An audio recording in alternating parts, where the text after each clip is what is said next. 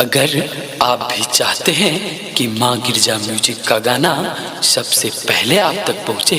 तो हमारे चैनल को सब्सक्राइब जरूर करें और घंटी के निशान को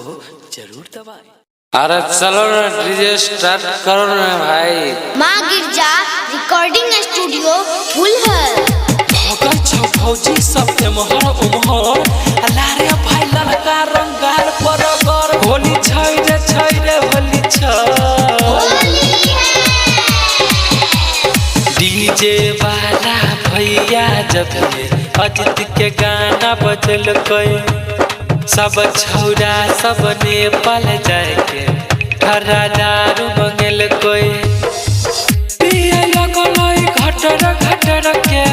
माहौल के गरमल कोई तोय पलई के गोल फल का सब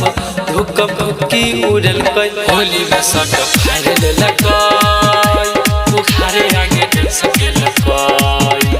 होली में सट फाड़ ललकोई बुखारे आगे दे सके लकोई होली में सट फाड़ ललकोई बुखारे आगे दे सके लकोई आई छौरा तब केना करे छै होली में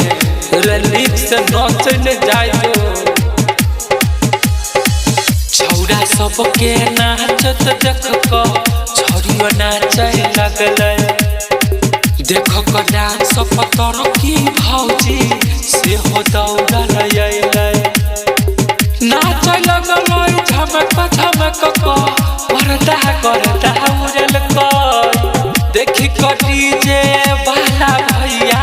डीजे के में सब बढ़ल कोई होली में सट फाड़ ललकोई बुखारे आगे दे सके लकोई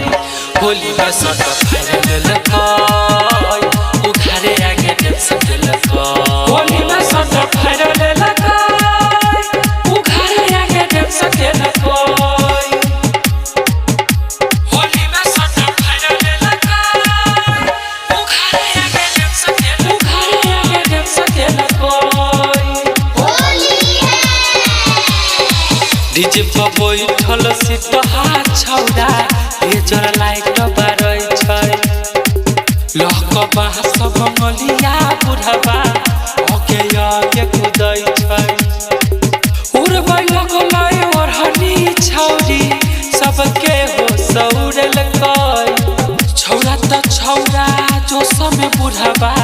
उड़ता फाइर उड़ल कोई होली में सट फाइर ललकै